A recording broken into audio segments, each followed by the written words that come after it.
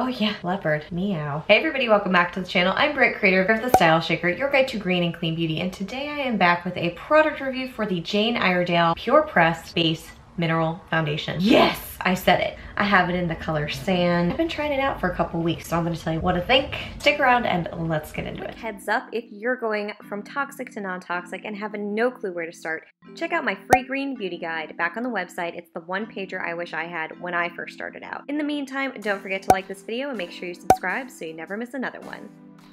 I have the refill again in sand. This is $44. Did not buy the compact. Still, I got this little refill and I am filling up this Tarte palette with all of the different pans. So it's kind of fun and it's really good for travel, which I'm doing really soon. So I'm excited about that. This foundation comes in 26 shades. It says from the site, a pressed mineral foundation that is slightly more sheer and matte than the loose powder. Made from micronized minerals, oil-free and weightless, SPF foundation powder and concealer with broad spectrum UVA, UVB sun protection. Water resistant to 40 minutes.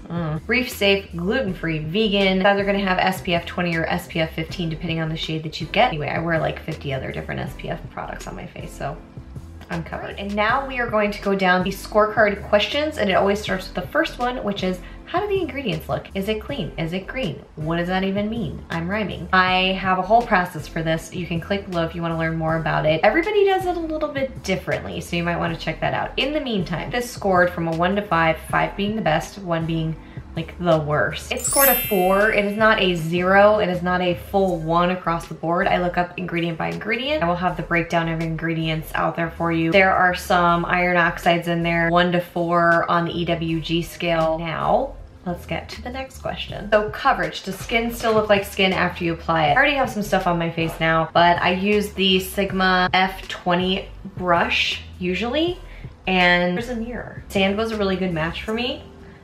You just kind of dust it on. I would say that this doesn't provide full coverage. It is exactly what it says it's going to do, but it does give you a nice layer of sheer coverage that you can build a little bit. It's not going to be your full coverage option, but for people that like to mix things like me, I love using a BB cream like the Inica BB cream here.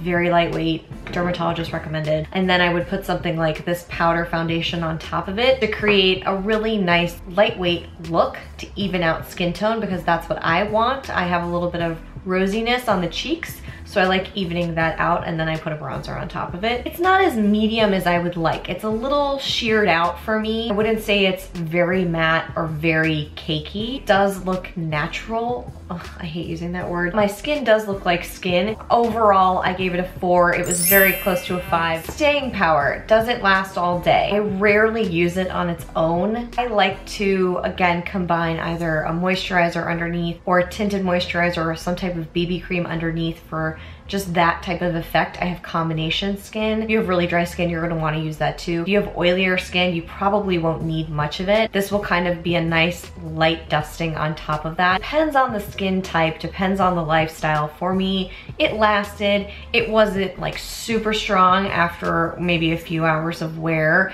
It did kind of dissipate a little bit. For that reason, it got a 4, but overall it was a really strong performer. Blending and building, how well does this blend and build? I gave it a 4 here. It blends really well into everything else that I have on my face. I think the powder is sheer enough and fine enough to really kind of magically mix in well with whatever I've been using. Then I can actually put something that's a cream on top of it. It doesn't feel heavy. It doesn't feel like I have powder on my face. It doesn't look cakey. So it blends really well. Building, however, I don't find that this builds into much. It doesn't really build and build and build, and that's okay, but some people want that, some people don't. I'm not looking for that, but I did want to test it out for the purposes of this review. It did really well at working and playing well with other products. It just didn't really skyrocket up and outperform on building. I always like to talk about shade range. So next up, is it inclusive? We're dealing with the Fenties who have like an insanely incredible amount of shades out there. So everybody needs to step up their game, which I think is fantastic. 26 is a really great number for me. I gave it a 5. A lot of the items that I do try in the foundation space, especially for green beauty, some of these companies are smaller. Some of them just, I don't know what the situation is, but they don't really have a ton of shades available. I think 26 is a fantastic option, and the website has a lot of things and tools and images to help you be able to select something that works for your skin type. Final question here, is it a consciously created product? I love the fact that there's a refill. I love that it's Jane Iredale. I believe in the product. I believe in how they source and how they create their product. There's a lot of integrity behind the brand, so I gave it a. However, some of the other companies out there are really making major moves for sustainability. They're not including mirrors and things. There's no plastic. They're switching to glass. They're really focusing on lowering their carbon footprint. Jane is really good. It's just not the best, and so I gave it a 4 total for being a consciously created product. And that compact is I don't know, they need to change the compact. So hopefully they get the memo from all the reviews that are out there. I think they have some opportunities in terms of packaging. There it is. Overall, for this pressed foundation powder, well, I really like it. It just depends on what you're looking for. If you are looking for something that is a little bit more lightweight, that is not a liquid foundation, obviously, like you don't need something liquid. You don't want the heaviness of a liquid on your face. You wouldn't mind putting this on top of a moisturizer. This is a really great option. You have tons of shades to choose from. Price points up there, but you know, it's a budget thing and that is really personal. We'll start reviewing some other options that are lower price points just to let you know what's going on. It's a very solid pressed powder foundation that isn't really kind of winning on being full coverage and isn't winning on being sheer. So it's just middle of the road, solid pressed powder foundation, very clean, and it has SPF in it. So if you're looking for a product that already has that in there, then this is gonna be great for you. And there you have it. That's all I have for today's review.